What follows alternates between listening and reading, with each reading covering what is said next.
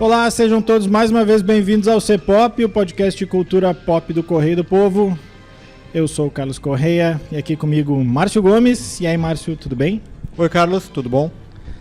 Maureen Xavier, voltando de férias. Ainda não. Tecnicamente ainda não, mas... Tecnicamente ainda não. Tudo bem, Maureen?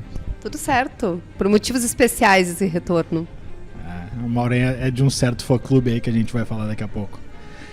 E temos mais uma estreia, terceira semana seguida de estreia. Telmo Flor, diretor de redação do Correio do Povo, que para quem não está acostumado a organograma jornalístico, a gente pode dizer que é quem manda na coisa toda, né? Telmo, seja bem-vindo ao C-Pop. Obrigado, mas eu quero dizer que eu estou muito distante do Logan, como alguém disse aqui no início, que como eu mando na coisa toda. Primeiro, eu não mando na coisa toda. Segundo, eu não sou, estou bem distante. Mas depois eu vou falar, tem alguma coisa que me aproximou muito do Logan que eu vou falar depois. Certo. Bom, vocês já perceberam, né, pelos personagens que a gente falou aí, a gente vai fazer um programa hoje sobre o final de Succession, a série da HBO, que nesse domingo foi ao ar o 10º e último episódio da 4ª temporada, que também foi o último episódio da série toda. Depois de 4 temporadas, acabou, não tem mais. Ao contrário das outras vezes, a gente já tinha feito, aliás, um episódio a partir do 3º episódio, né, que foi a morte do Logan. Então, quem quiser escutar alguma coisa sem spoiler, escuta aquele lá, só buscar aí no nosso feed. Esse episódio aqui, como é o fim da série, a gente tá partindo do princípio que quem ouviu já viu a série. Então o nosso aviso de spoiler que a gente dava às vezes no meio do programa, dessa vez vai ser no começo do programa, pra todo mundo ficar sabendo que vai ter spoiler da série como um todo, incluindo o último episódio. Agora sim, Matheus, suba a trilha e vamos lá.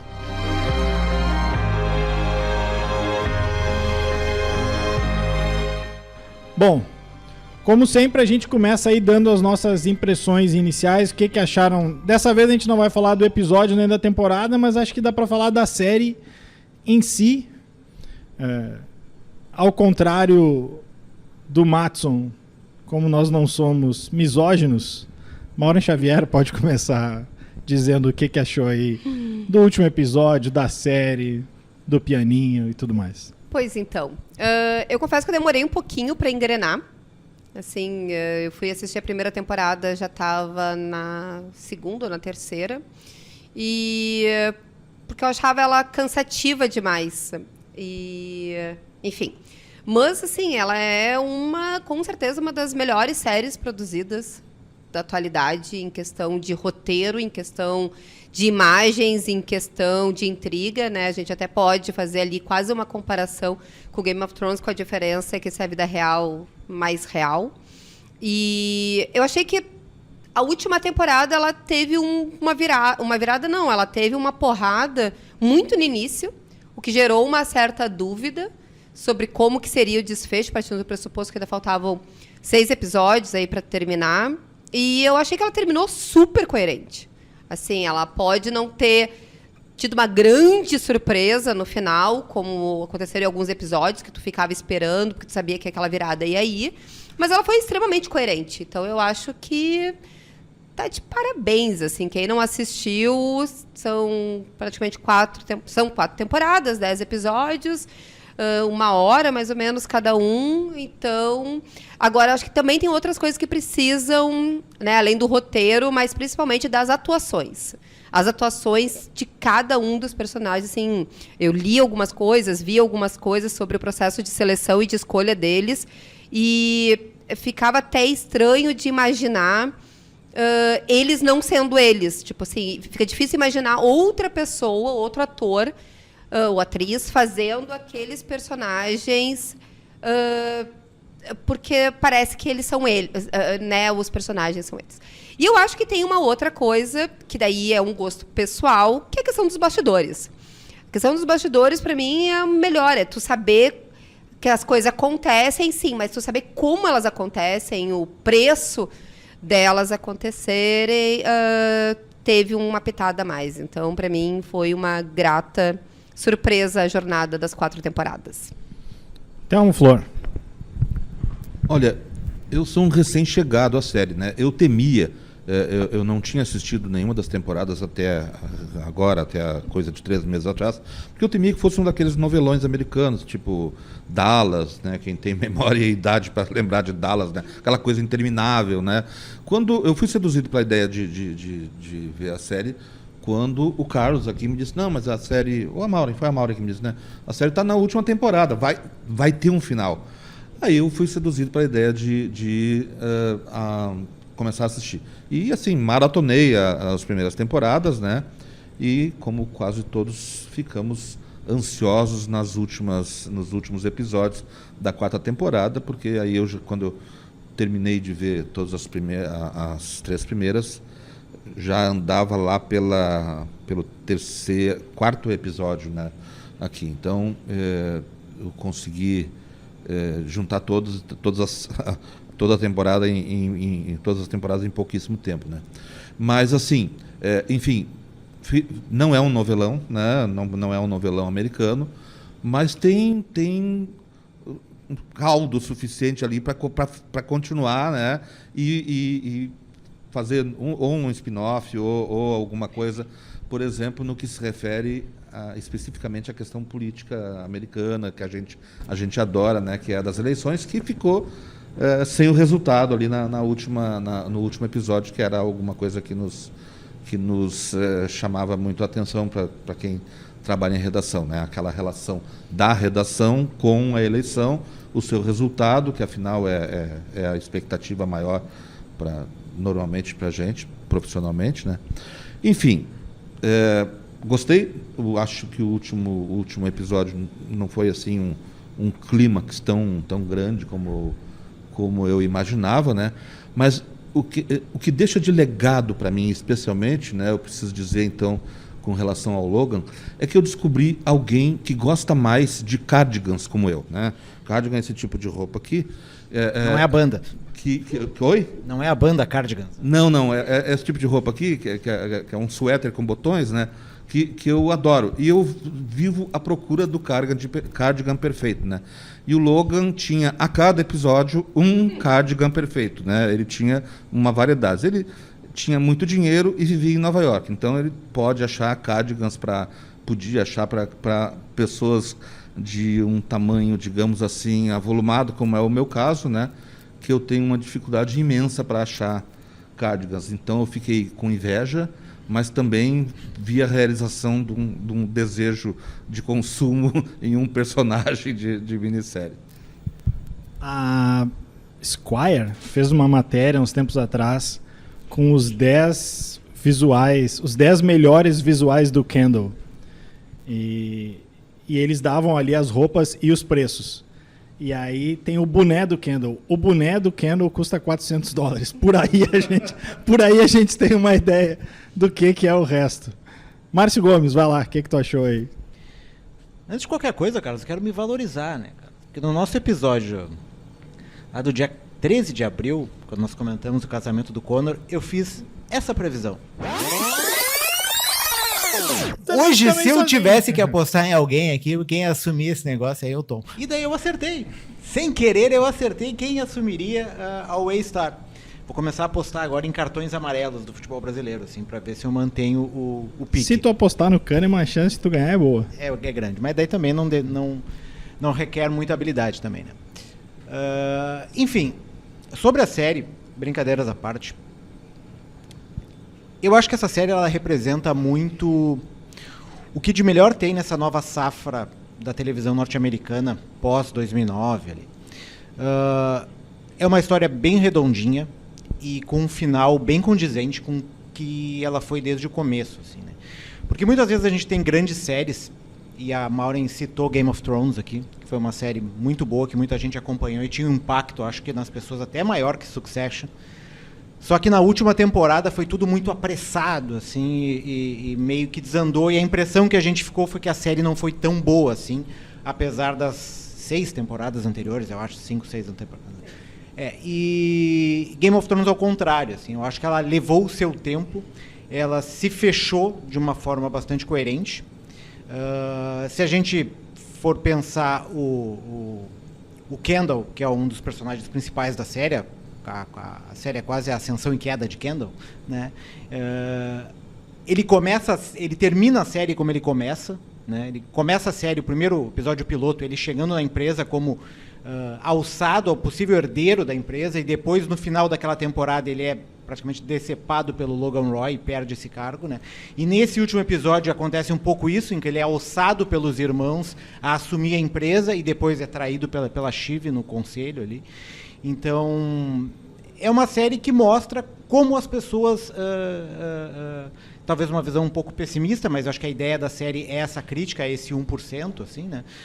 Da elite norte-americana, que é essa visão que as pessoas não mudam, né? Elas ficam continuamente repetindo os próprios erros e repetindo as suas ações e não conseguem evoluir. Né? E a família Roy, principalmente os 3 irmãos ali, que é a Shiv, o Kendall e o Roman, né, passam a série toda fazendo as mesmas ações, errando continuamente, tentando de novo, e errando, caindo, se erguendo, errando, caindo, se reerguendo, né, até o debacle final, que é nesse último episódio, quando eles tinham os votos suficientes para assumir a empresa, mas mesmo assim não conseguem permanecer unidos por rachas internos, problemas, traumas, enfim, tudo que acompanhou o desenvolvimento da família até ali.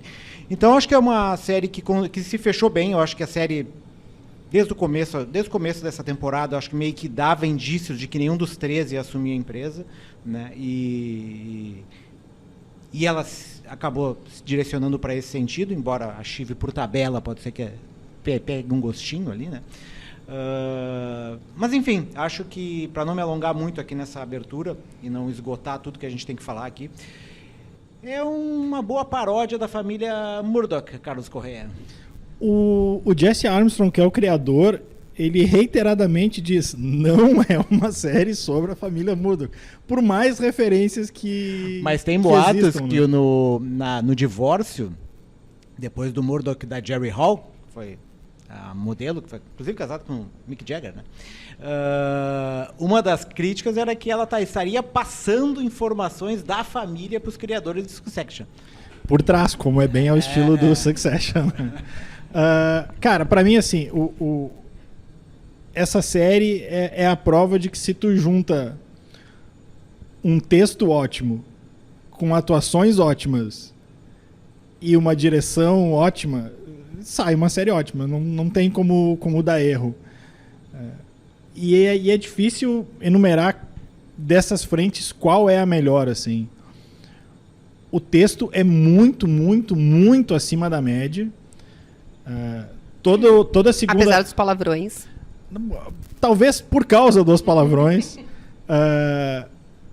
Toda segunda-feira, quando eu chegava aqui no jornal, eu e o Márcio, a gente comentava, tipo, essa frase ou aquela frase. Todo episódio tem uma sacada muito boa. E, ao mesmo tempo, ela é pensada no longo prazo, assim. Ela não é uma série que eles vão tocando, assim. Adoro Lost.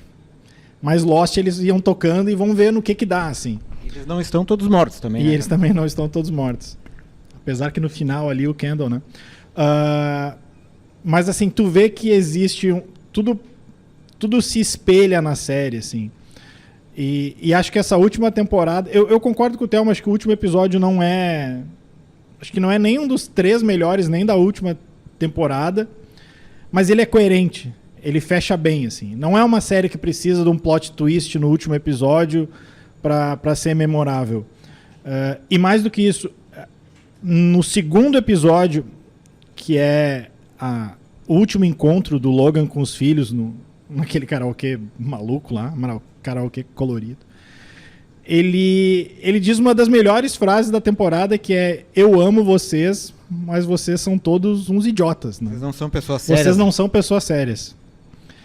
Que é basicamente a mesma frase que o Roman fala nesse último episódio, quando ele diz: we are bullshit, né? Nós não somos nada, nós somos coisa nenhuma. E aí eu vejo a genialidade da coisa, assim.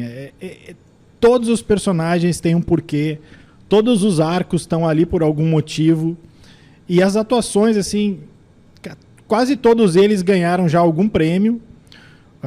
A série tem 2 Emmys de melhor série, mais um bocado de roteiro e de direção. E as atuações, assim, o Brian Cox tem um Globo de Ouro, o Jeremy Strong tem um Globo de Ouro e um Emmy, o Matthew McFadden tem um Emmy, e é muito provável que eles ganhem mais esse ano. A diferença nesse ano é quem vai ganhar em melhor ator, porque ao contrário dos outros anos, o que eles faziam? Eles indicavam sempre o Brian Cox, que é o Logan, e o Jeremy Strong, que é o Kendall, para melhor ator. O Kieran Culkin, que faz o Roman, ele era sempre indicado a coadjuvante. E esse ano não, ele vai ser indicado a ator. Existia uma expectativa de que o Brian Cox não fosse indicado a ator principal, porque, enfim, né, ele participou só de 3 episódios, mas não, ele vai ser indicado a ator. E aí fica uma dúvida de qual dos 3 vai ganhar. Tem uma pequena chance do cara do... O Márcio vai me lembrar melhor o nome. A série spin-off do Breaking Bad. Better Call Saul? Better Call Saul. Talvez tenha alguma chance, mas é provável que não. A atriz nem precisa ter o Emmy esse ano. A Sarah Snook já ganhou quando tem aquela DR no episódio antes das eleições na sacada. Ela e o Matthew McFadden já ganharam os seus respectivos Emmys ali. Então, assim, esse ano vai ser uma lavada. Então, acho que pra mim é por causa disso, assim. É um roteiro impecável, com atuações impecáveis. A direção tem um vídeo, de novo eu não vou me lembrar se é da Esquire, se é da Hollywood Reporter ou da Variety, que eles pegam o diretor, que é o My Lord. Michael My Lord. E ele faz anotações enquanto ele vai vendo o episódio da morte do Logan. E é impressionante a atenção que eles têm aos detalhes, assim. Logo no começo do vídeo, eles congelam a imagem. Realmente, é tudo muito rápido, a gente não percebe tudo. Assim. Quando toca o telefone da Shiv, que é o Tom ligando do avião para dizer que o Logan tá mal, ela não atende, né, num primeiro momento. E aparece o nome e o sobrenome dele, Tom Wamsgard. E aí o diretor diz assim, não é por acaso que tá o sobrenome ali. Porque eles já estão casados. Era para ter uma intimidade maior já entre esse casal. O fato do sobrenome estar ali já indica que não é tão íntimo esse casal. A própria vestimenta dos personagens, né? Ele explica ali. O casamento do Connor, né? Por mais que o Kendall diga no último episódio, eu sou o irmão mais velho. Ele não é o irmão mais velho. O pessoal se esquece do Connor na história. O Connor tá, obviamente, mais bem vestido de todos, porque é o casamento dele. Mas os outros, eles estão meio quase que cagando e andando. Assim. O Kendall, ele vai sem gravata. Pro Kendall é uma diferença. A Shiv tá de coque. E o diretor fala assim, não é alguém que iria de coque numa coisa mais formal. Assim. Então, é nesses pequenos detalhes, para mim, que a série faz a diferença. Olha, sabe, uma coisa que me pareceu muito próprio da série é que, apesar de estar lastreada na história de um ramo que a nós interessa muito, o ramo da comunicação, por exemplo, que é a principal empresa do grupo, né? E algumas realidades que a gente acompanha, que a gente vive também do próprio capitalismo americano, uma grande parte dessa vida econômica do setor ou do movimento acionário tem um quê de inverossímil em algumas coisas. No entanto, a exposição das vísceras de uma família, né, da família, aquilo que americanos são acostumados a ver, né, os grandes capitalistas americanos do século XIX, né, as massas parece que tinham um certo consolo em ver, tá bem, eles são milionários, né, mas eles não são felizes, né, porque é bem isso também, a ideia de que a decadência absoluta de uma família terminaria por esse último episódio, que é exatamente a comprovação de que o ódio entre seus próprios membros acabou por destruir os seus próprios negócios, né? Porque esse ódio é construído na desintegração familiar, na relação com a mãe, no modo autoritário do pai, etc. Então, me parece que a série é essa história da decadência de uma família. E tanto que no último episódio termina se dispensando questões de controle acionário, como alguém lembrou da Pierce, de quem é que estava comprando, o próprio resultado da eleição, se dispensou isso. Se focou na decadência de uma família, no ódio de uma família que chega ao ponto de se suicidar economicamente, né? Talvez não economicamente, mas em termos de poder, é uma família que abriu mão do poder, né? Para poder fazer com que seus ódios ganhassem mais relevância, mais importância. Quer dizer, o fato de a Shiv odiar o Kendall, ou do Kendall odiar o Roman, terminou por preponderar sobre todo o interesse de negócios deles mesmos. Então, me parece isso, que a história é basicamente a história de uma família, né? Não tanto do capitalismo, não tanto do grande capital, não tanto das empresas, e nem do próprio ramo, né? Em que a gente conhece um pouco melhor e atua, né? E o Logan também, a história de que o Murdoch tem um quê, mas tem a ver com ele me parece uma colagem de alguns, não necessariamente os chamados grandes homens da imprensa, mas os grandes empresários americanos que sim, um tinha aquele autoritarismo, outro tem o nervosismo, né? Até o próprio modo de criar os filhos, que a gente conhece de alguns personagens importantes da economia americana, né? Então, mas tem a ver com, até não só como eu estava falando, do Murdoch, mas de um outro grande homem de imprensa que, por aquelas coisas me falha da memória, mas que é personagem de outra série que é o Tetris, né? Que um britânico também que quebrou suas empresas, né? O Logan não é o caso, ele não quebrou as empresas, mas enfim, para mim parece uma colagem de alguns personagens do grande capitalismo americano. Eu acho, inclusive, só para complementar, que essa história do capitalismo seria se fosse a história do Logan. Porque em vários momentos, quando contam a trajetória dele, do imigrante pobre, que chega sem perspectiva e vira o leão e vai comendo todo mundo no caminho, em alguns casos literalmente, para poder construir o seu império. E daí, quando ele chega lá, o que se vê é a total esquizofrenia da família. Né? E é interessante porque, assim, quando a gente comentava que o roteiro é muito bom, é porque tu vai pegando os pedacinhos e tu vai construindo a trajetória de cada um dos personagens e tu vai entendendo um porquê atrás. E tu vai também entendendo porque talvez a grande traidora, né? E estou aqui, inclusive, para defender, porque eu achei que ela foi muito bem. Porque eu acho que se ela tivesse deixado, teria acabado ali, porque não sobraria nada.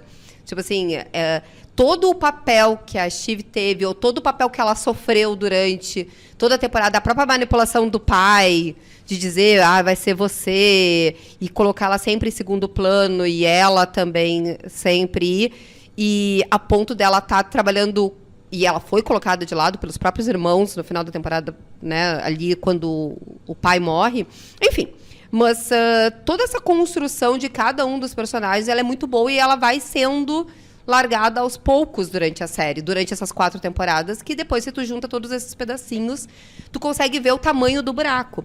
E tem como é que é? Se existisse terapia nessa família, talvez estivessem salvos. Acho que não. Acho que mesmo assim não seria suficiente. Também, entre outras coisas, porque eles se retroalimentam. É um nível de ódio e de amor que se retroalimenta, enfim. No caso da Shiv, até me parece que ela termina por representar muito um outro aspecto que talvez tenha passado batido. a da submissão, então, final de uma mulher ao amor. Entendeu? Porque a rigor é o seguinte, ela passa toda a temporada sendo autônoma, sendo odiando, fazendo... Sendo a mulher homem, maldade, quase. Sendo infiel, sendo etc. Nós temos no último episódio ela chorando quando o marido a rejeita o amor por ela, ao dizer, olha, também não estou tão interessado em você. Se alguém lembra que ela está no telefone, no avião, indo para a casa da mãe, e ela chora, né? Chora tipo assim, uma mulher rejeitada, né? Uma mulher que estava mendigando amor, né? E no fim ela termina aceitando o amor mendigado de um marido que há pouco ela estava traindo, não só na vida conjugal, mas traindo nos negócios, traindo, enfim, estava traindo com o Madison, digamos assim, né, uma traição gravíssima, né, mesmo que não fosse sexual, né, não era esse o caso. E, no entanto, ela parece ser a personagem mais maltratada, e então, assim, termina a série, a rigor, com ela sendo mostrada, ela se submetendo, então, a um marido poderoso, e ela é uma mulher grávida, dependente deste marido, deste amor, e que vai se salvar, parece, a única personagem que vai se salvar, se submeter-se ao amor de um marido que não tem lá esta paixão por ela. É isso. Só juntando alguns pedacinhos aqui de tudo isso. Primeiro que teve terapia, tu lembra? Na segunda temporada, eu acho a terapia. Foi uma terapia condicionada. E o Kendall, quando o pai morre, ele faz uma terapia de noite. Ele, inclusive, quer passar os terapeutas se alguém quiser.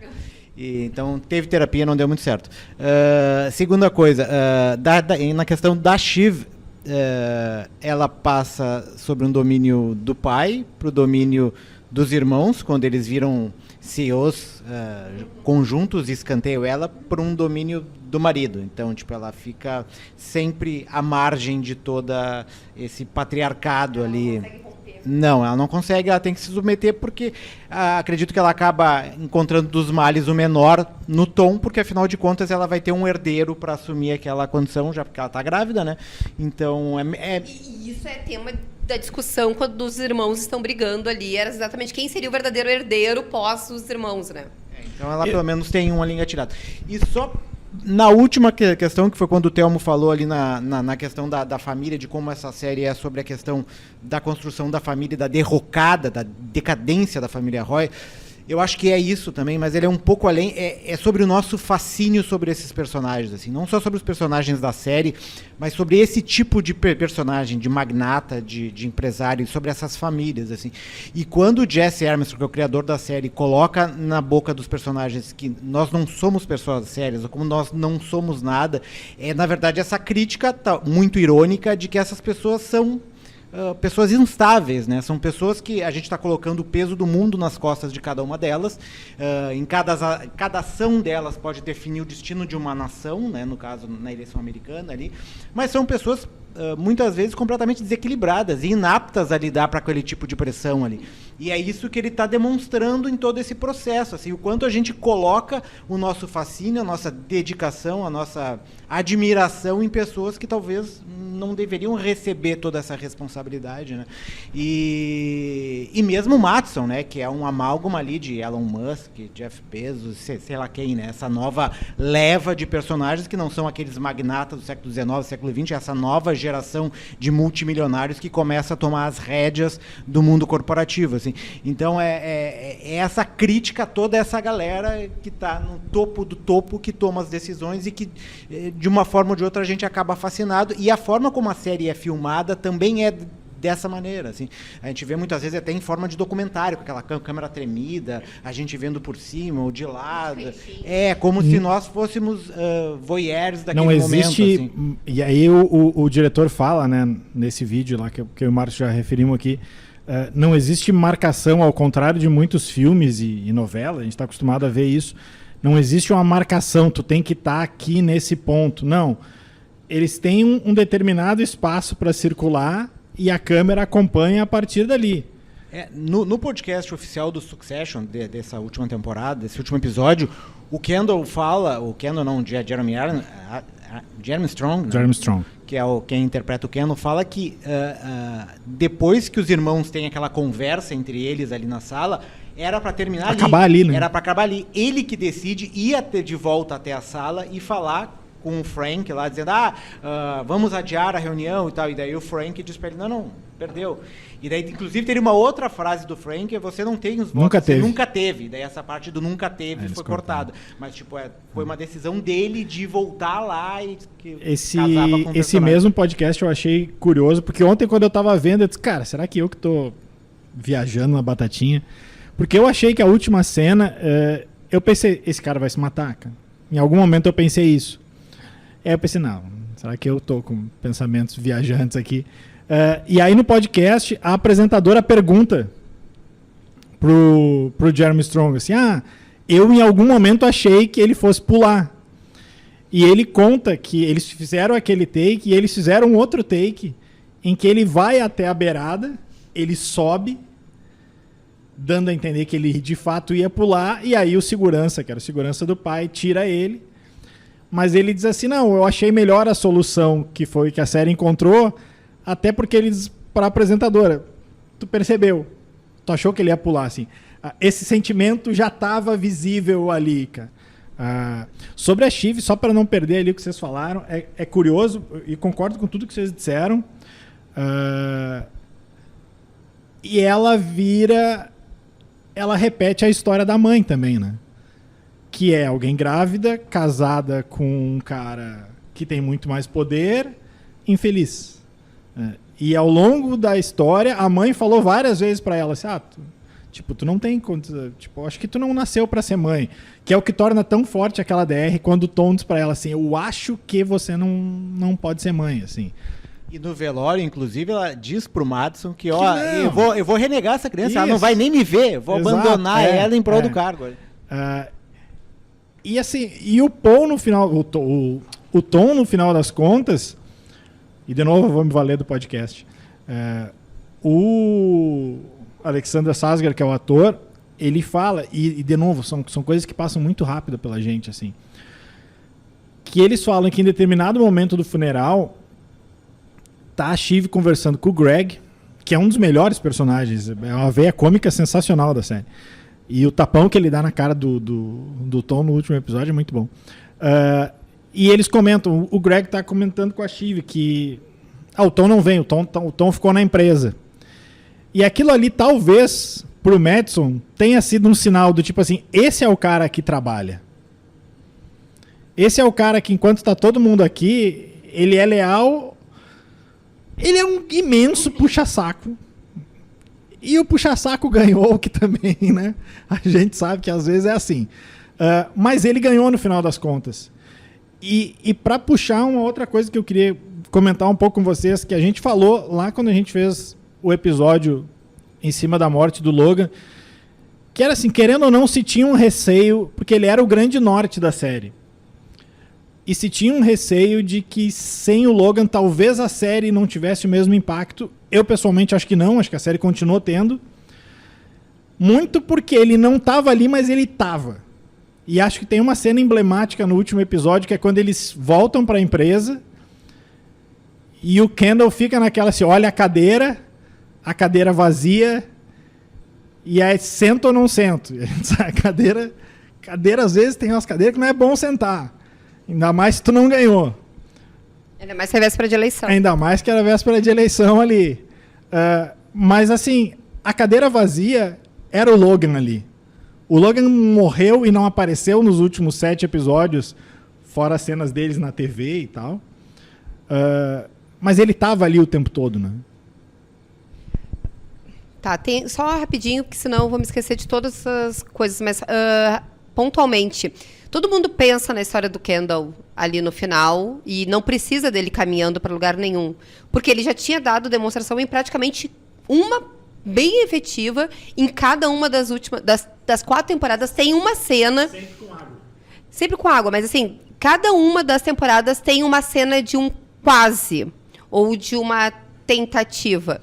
E dá para se pensar naquele momento e com aquele enquadramento todo que aquele foi o efetivo fim da vida dele. Do fim da vida dele, daquela vida. Porque se tu vai lembrar, e eu revi o iniciozinho do primeiro episódio, porque começa com ele, é exatamente isso. É quando a única coisa que tu sabe, e o desespero, que eu acho que ali que a Shiv realmente bate o pé, quando eles estão brigando os três, e ele se desespera. Ele se desespera por aquele poder. E ali ela saca e diz, agora eu vou te dar a facada final. E vai ser agora que vai acabar. Sobre a questão... Agora foram muitas coisas, só me lembrei a do Logan. Sim, o Logan nunca deixou de estar. E mesmo numa questão de não presença, sempre os filhos se baseavam nele. E boa parte do roteiro dos últimos episódios era isso. O que ele faria se ele estivesse aqui? E o próprio Kendall faz várias referências a isso. Quando tem o jantar pré-eleição, ele diz, o primeiro sem ele. Quando tá lá correndo todo mundo para cada lado, ele diz o que ele faria se ele estivesse aqui. A própria Shiv, quando vai perguntar como meu pai era. Então, eu acho que não desmerece a ausência dele efetiva ali, ao contrário. Foi uma baita de uma sacada tu matar o cara no terceiro episódio, tendo 7 pela frente, enfim. Uma coisa que passou sobre o Tom, por exemplo, sobre a vitória do Tom, né? A minha mulher que fez uma observação assim, olha, a rigor eu estava torcendo por ele, porque ele parece ser, desse jeito, a redenção das classes oprimidas, né?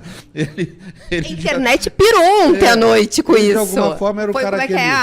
Teve vários comentários sobre enfim... Ele aceitou ser preso, ele aceitava uma submissão à mulher de diversos tipos, né? Ele aceitava, enfim, os desaforos do sogro, e aí ele é redimido pelo poder. Na verdade, também esse poder agora, acho que, como eu disse, merece um spin-off, porque vamos ver que poder é esse também, né? Que talvez não evolua, né? não pudesse evoluir para um real poder, a não ser só um símbolo, né?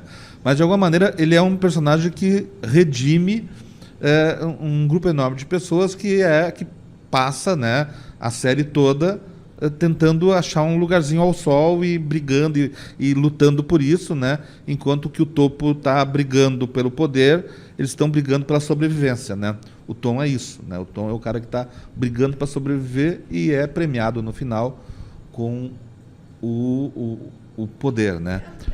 Mas daí eu fiquei pensando sobre essa história do poder que ele recebe, porque assim, quando eles estão conversando naquele jantar, ele olha para ele assim, eu não preciso exatamente de alguém, eu preciso de um representante. Tipo assim, nunca foi a Shiv. Sim. Porque a Shiv ia devorar ele por uma perna. Tanto que ele fez o que ele precisava para poder entrar, o Lucas, para ele poder entrar no jogo e ganhar o contrato, ele precisava da Shiv, porque a Shiv fez todas as costuras, apresentou ele, fez todo... Mas o que ele precisava do CEO não era alguém que pensasse por si próprio, era alguém que obedecesse. Boa parte da série tem uma questão que é importante trabalhar, que é essa história realmente da... Talvez o Tom tenha a melhor compreensão do que é o poder efetivamente, porque a maior parte dos personagens trabalha, e não só eles, mas o público, etc., imaginando um tipo de poder semelhante ao do Logan, um poder total, absoluto, etc. No entanto, a gente vê, pela própria existência da série, as diferenças entre o capitalismo brasileiro e o capitalismo americano, por exemplo. Aquele componente, digamos assim, semidemocrático, né, em que não só o capital dos donos resolve, né, e a gente já viu isso em grandes empresas que já tiveram os seus criadores afastados, outros voltaram, outros terminaram, né? Mas em que no capitalismo americano acontece com alguma frequência, em que esse poder termina sendo compartilhado com acionistas minoritários, com funcionários, com empregados de rango elevado, etc. Ou seja, esse poder também ele é bastante limitado, né? Ele é ilimitado pelo poder pessoal de algumas pessoas. Mas o Tom talvez tenha compreendido cedo que não há esse poder todo, né? Que o poder vai estar submetido ou a um conselho, ou a um novo chefão, ou a um grupo de acionistas, etc. Ele soube navegar bem dentro desse caminho, né?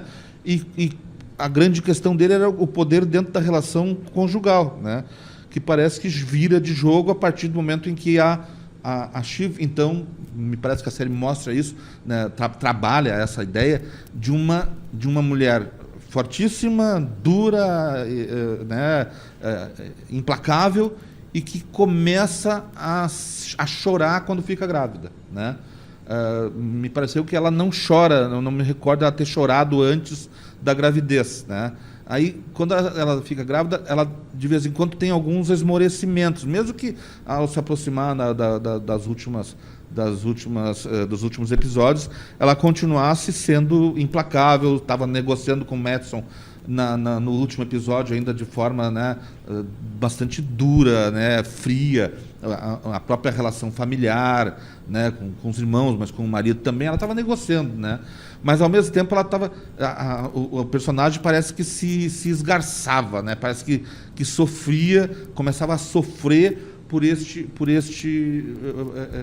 conflito, né? Da mulher que também começa a pensar no filho, a pensar no marido. Ela só se torna pedinte do amor do marido depois que ela fica grávida, né? Antes ela não tem. Então, esses componentes assim de humanização de personagem, da personagem dela, principalmente, né? pela gravidez, e vamos ver, o Kendall também, ele só é humanizado, eventualmente, pelos filhos, né? Pela existência dos filhos. A relação paterna dele é bastante humanizada. Tem um pai preocupado, né? Ele tenta ser um bom pai. E o Roman também é humanizado pela relação. Ele não tem filhos, mas ele tem a relação com o pai, né? Ele, em determinado momento, ele se torna humanizado por causa da relação com o pai. Ele chora, ele demonstra amor mesmo, né, pelo pai, não só ódio, como todos eles parece que foram criados para ter, né? Ele mandou umas fotinhas também, né, se humanizar. Oi, mas né? Mas a gente aí é sempre um personagem caricaturalmente maluco, né? Tem outras palavras para isso, né? Mas ele se torna humano quando ele chora, né? Emocionalmente instável. Talvez esse fosse um termo. Então essa construção da humanidade por causa das relações tá muito forte na série. A relação filial, né, paterna, filial, é o que torna os personagens mais humanos, né? E a própria Shiv se torna mais humana, ou começa a surgir na personalidade dela fatores humanos também, como o amor, como a preocupação materna, etc., né?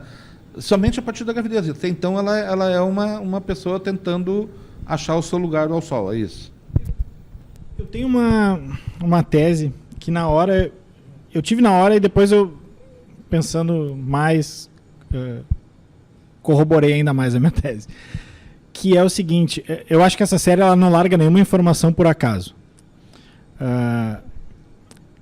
Eu tenho minhas dúvidas se a Shiv não seria traíra como ela foi, se ela não soubesse que o Tom tinha sido escolhido.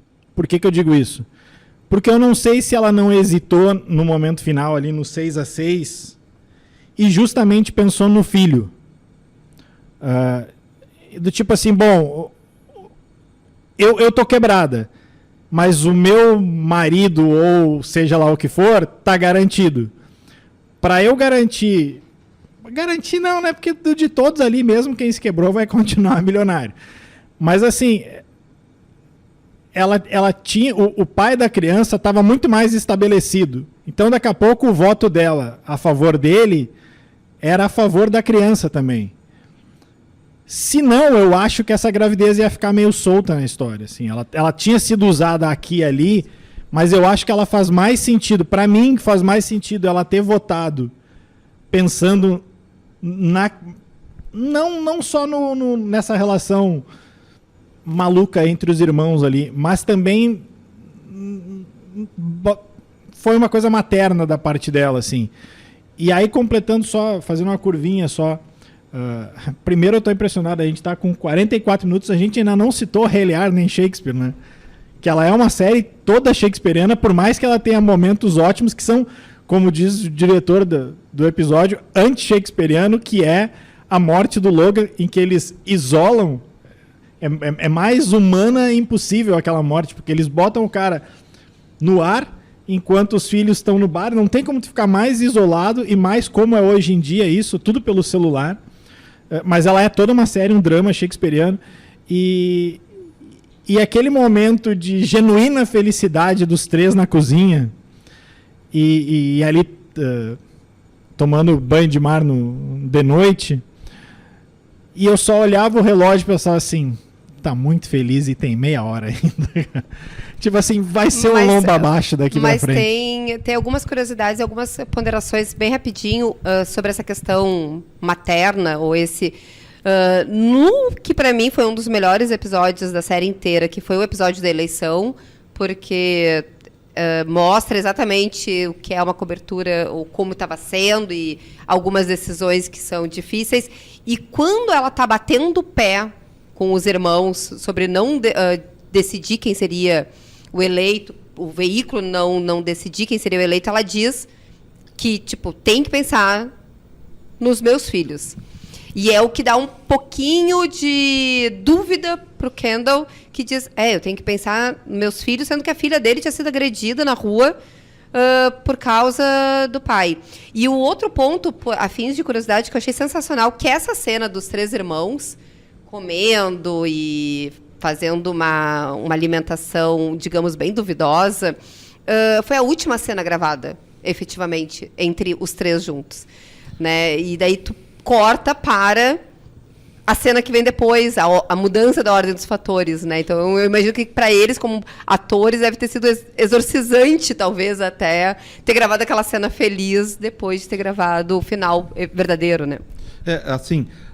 Uma coisa que, no caso da Shiv, da relação dela com o marido, etc., e que, para mim, me parece um pouco inverossímil, principalmente por causa da nossa experiência do lado de baixo do Equador, digamos assim, com economia, né?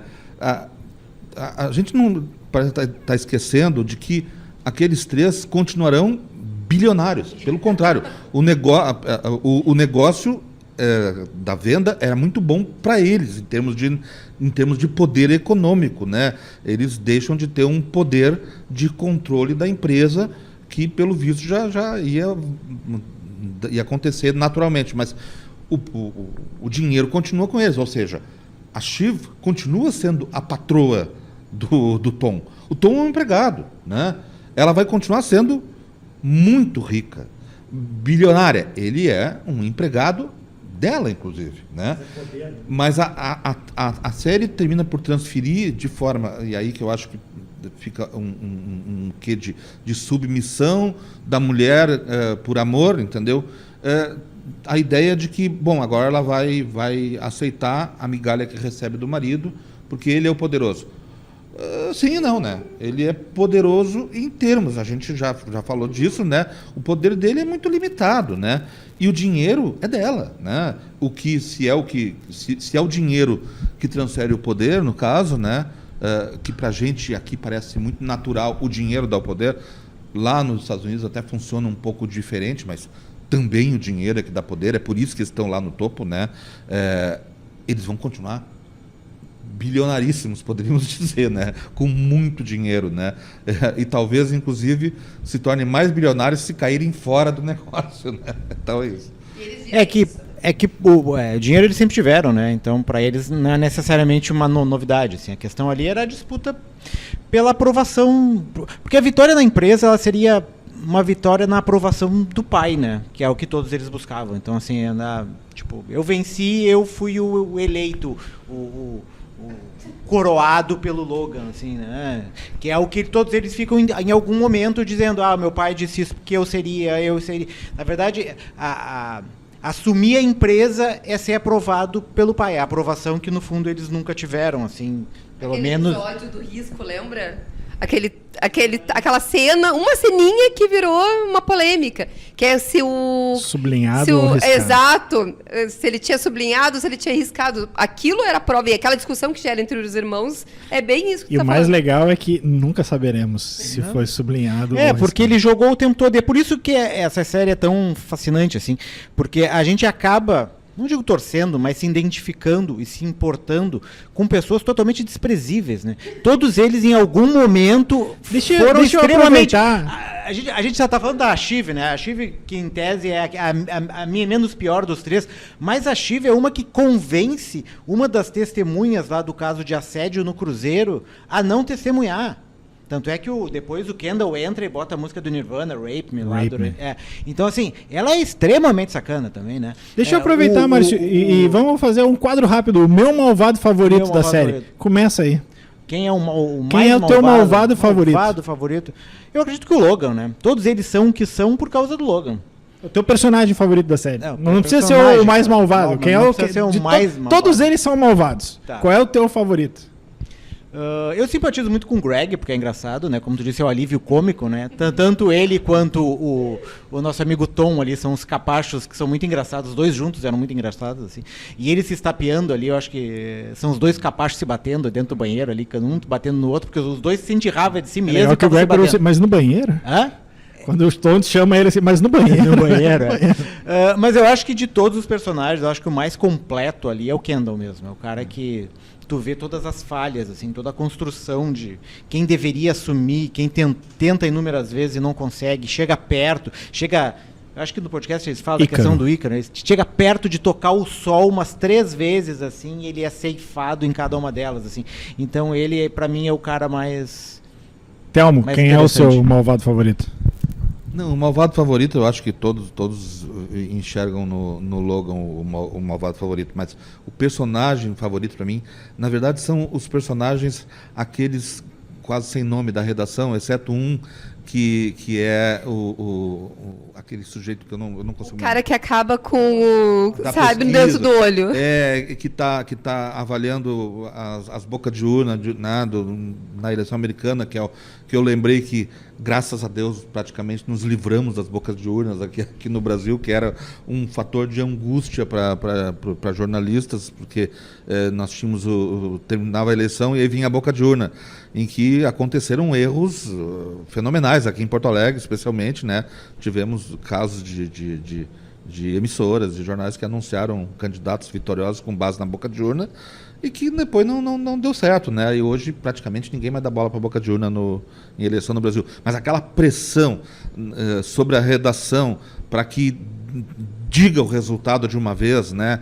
Mesmo que não se tenha uma base, não tenha uma pesquisa relevante, etc., ou aquela confusão de pesquisa eleição, aquela coisa que acontece, né, sempre a cada eleição, a ideia de que jornalistas precisam profetizar o resultado, por exemplo, né, que é uma coisa assim que, não, mas você não está vendo que fulano já ganhou, então bota isso de uma vez no jornal, sabe? Né? Mas olha, mas a urna não foi nem aberta. Tem 20% de diferença, não, mas ainda não bateu a diferença necessária. Você precisa anunciar de uma vez, né? E essa pressão, diga-se de passagem, não vem necessariamente como aconteceu ali, né? Dos donos da empresa. Não, essa pressão vem de muitos de nós, nós nos sentimos pressionados a anunciar resultados, a dar notícias, né? E aquela pressão, ela em dia de eleição, ela é realmente constante e relevante, de deixar os nervos de qualquer um a flor da pele mesmo. E o personagem sofrido ali, que dizia assim, olha pessoal, mas eu não tenho... Aqui está dizendo que pode ser e pode não ser. Não, tem que ser, você já precisa tomar uma decisão, né? Então eu me identifico com aquele personagem e com os outros jornalistas que estão ali na redação, passando, não tanto com a chefe da redação, né, que fazia representava um papel ali que também é comum em redações, mas enfim, com os jornalistas que encaram a necessidade de dar uma notícia, né, mesmo que essa notícia ainda não exista, né, a ideia de que fato pode ser substituído por uma expectativa, né, e não, né, a gente sabe que não, e nós costumamos, graças a Deus, nos comportar como jornalistas e não como pessoas que estão ali torcendo, profetizando, né, um resultado, por exemplo, como acontece. Mas a gente já viu esse filme várias vezes, é isso que a Maureen, a gente estava comentando. Nós já vimos esse filme várias vezes, né? E isso realmente faz com que a gente se identifique.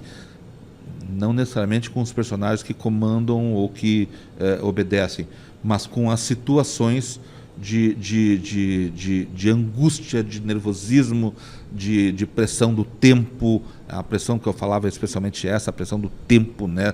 de sair na frente, de dar a resposta, no caso das eleições nossas, esse componente que iguala a todos agora, que é o resultado da urna eletrônica, ele é muito democrático, mas também tem essa coisa que a gente não consegue realizar o furo, né, que a gente vive sonhando em dar o furo, né, e o grande furo seria o resultado da eleição.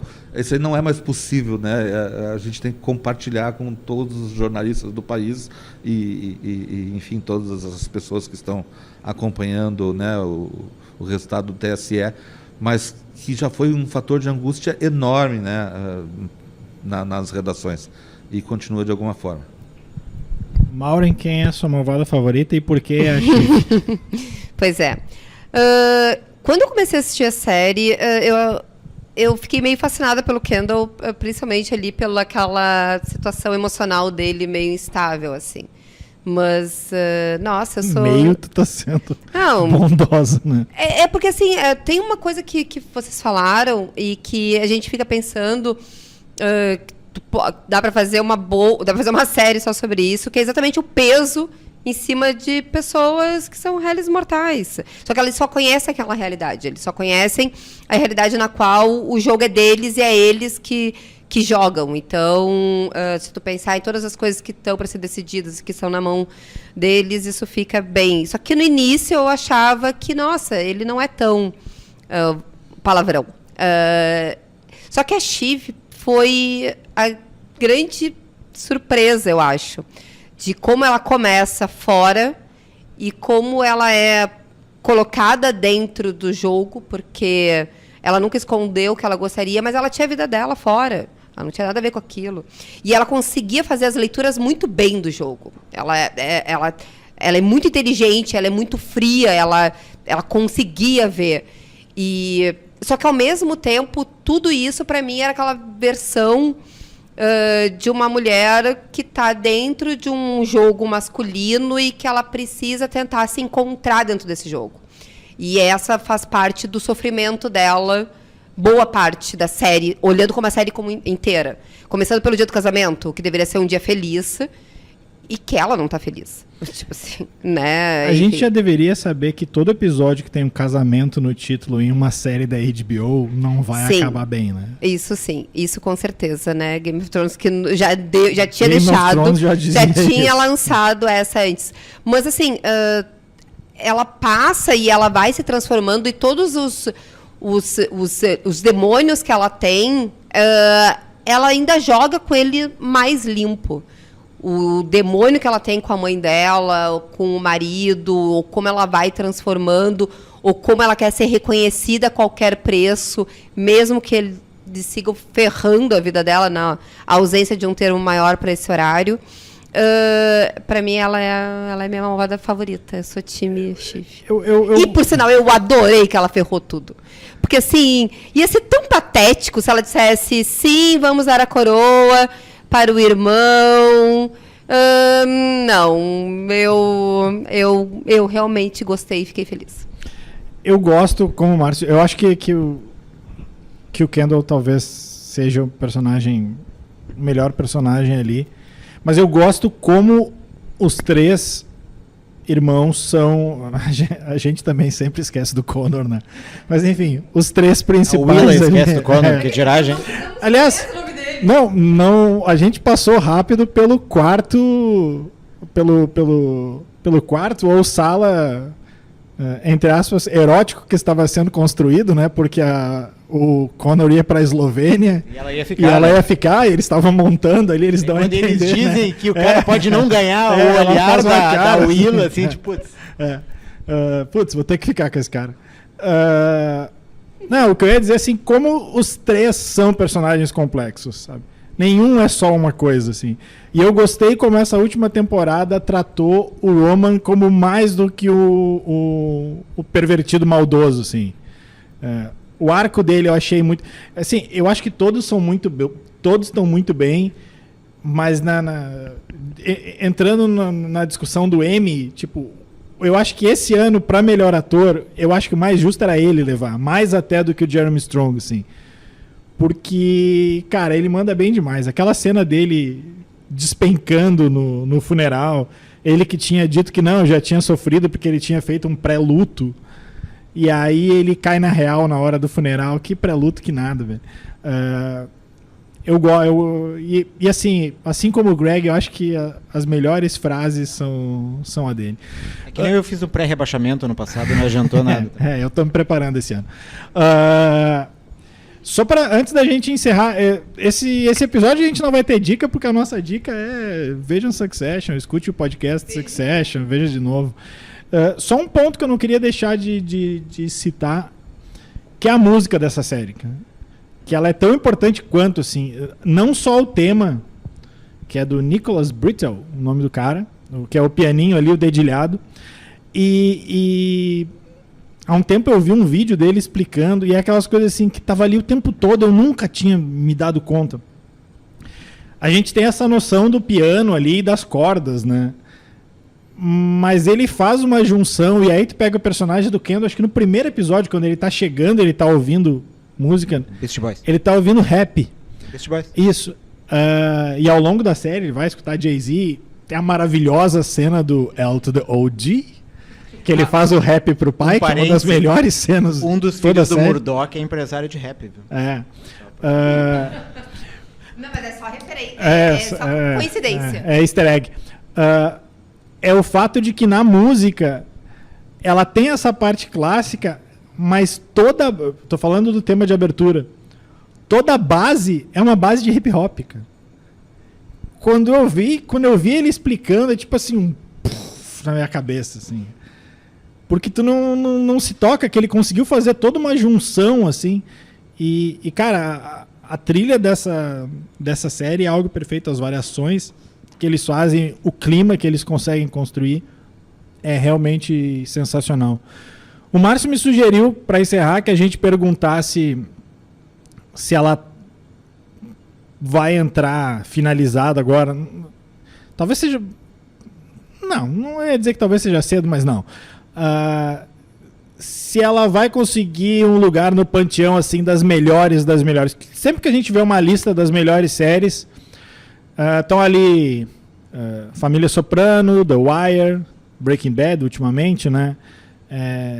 Ela vai entrar para esse timezinho aí, Márcio? Acho que sim, vai entrar sim.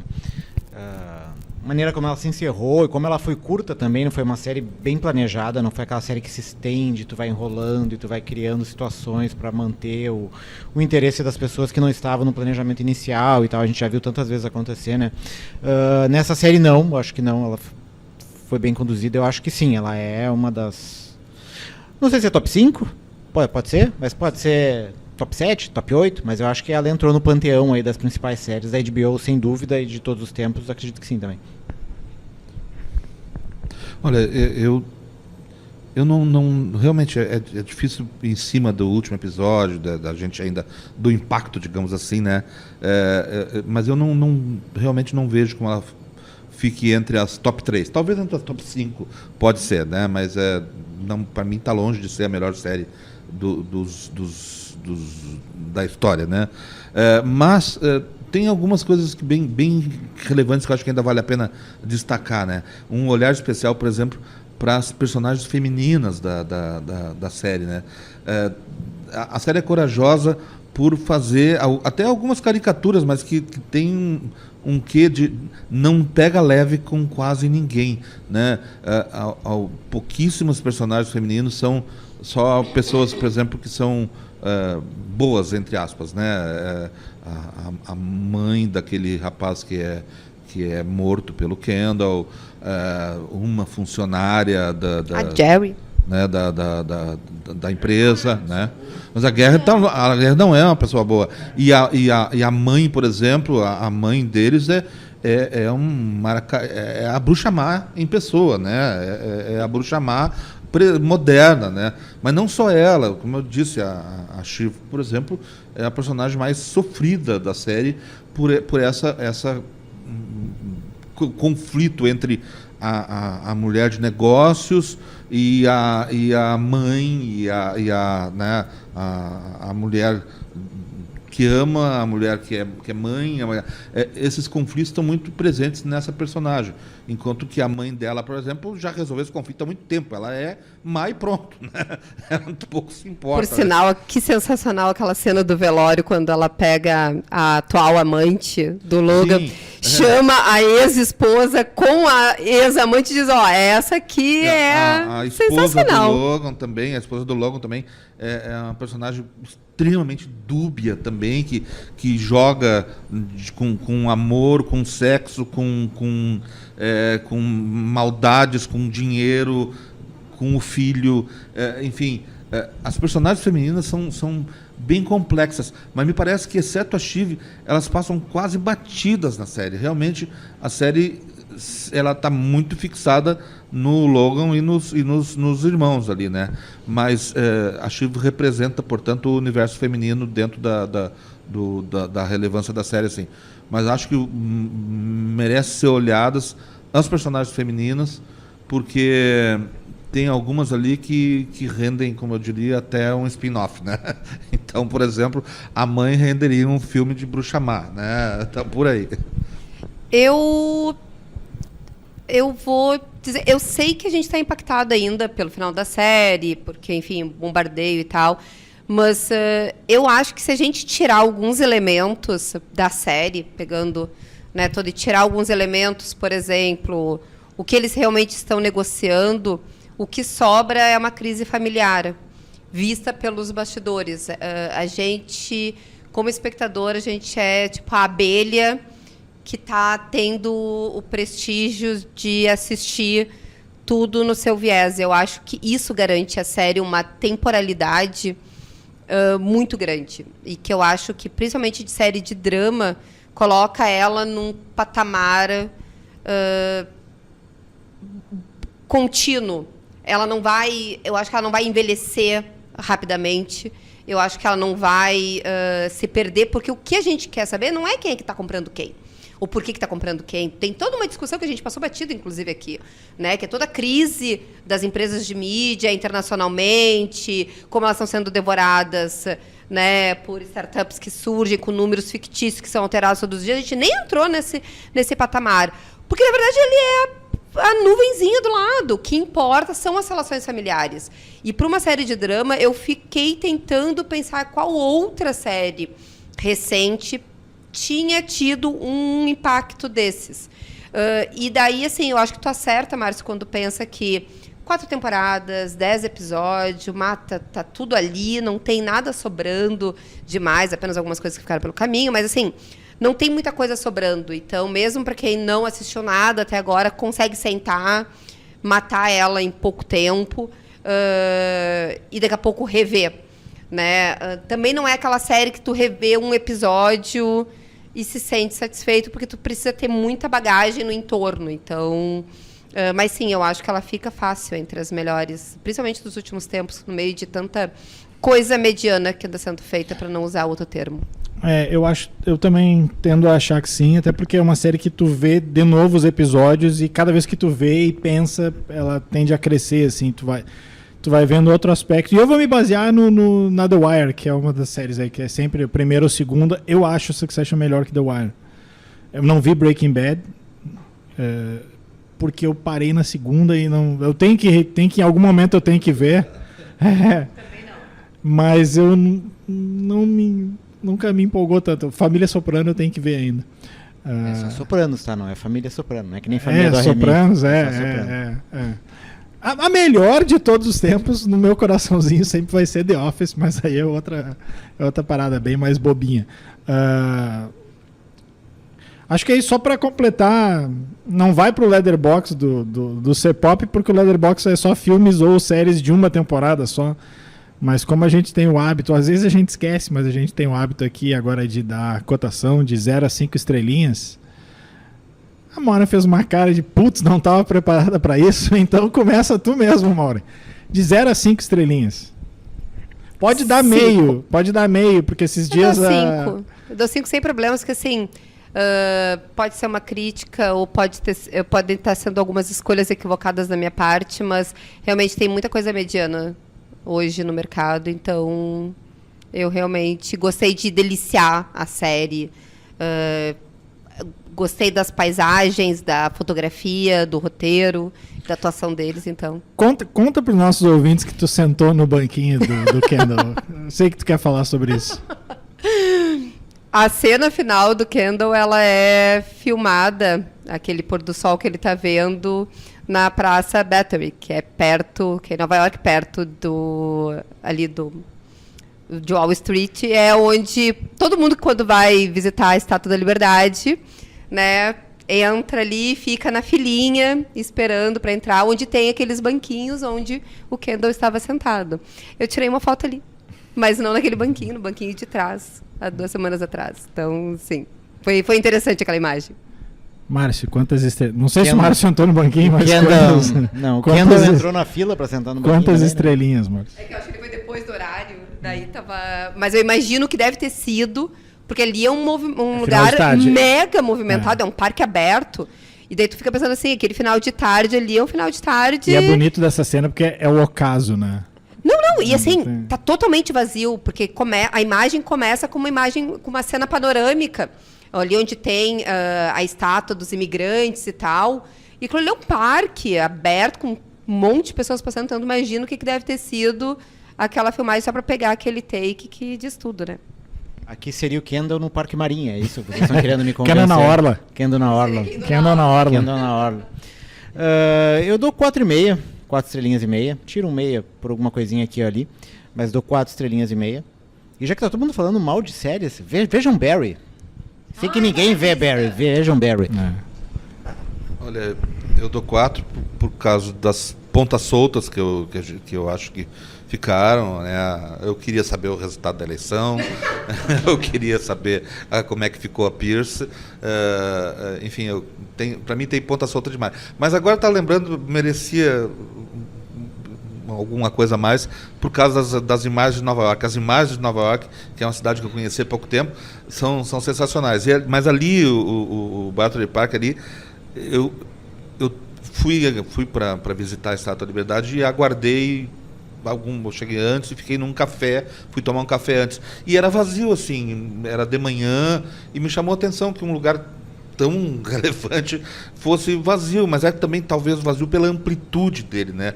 As filas se concentravam lá, bem junto dos barcos mesmo, mas o parque é bastante grande, a região ali, ela é, acho que protegida, sei lá, que não pode ter prédios, né? Enfim, é bastante aprazível, né? E me chamou a atenção isso quando eu vi a última cena mesmo e reconhecia, vi esse lugar, né? E também não sentei no banquinho do não tinha ninguém na borda. Mesmo assim fica o 4 para a série. Eu vou com a Maureen, eu dou 5 também, e aí a gente fica com a média 4,6, que aí a gente arredonda para 4,5. Tá de bom tamanho.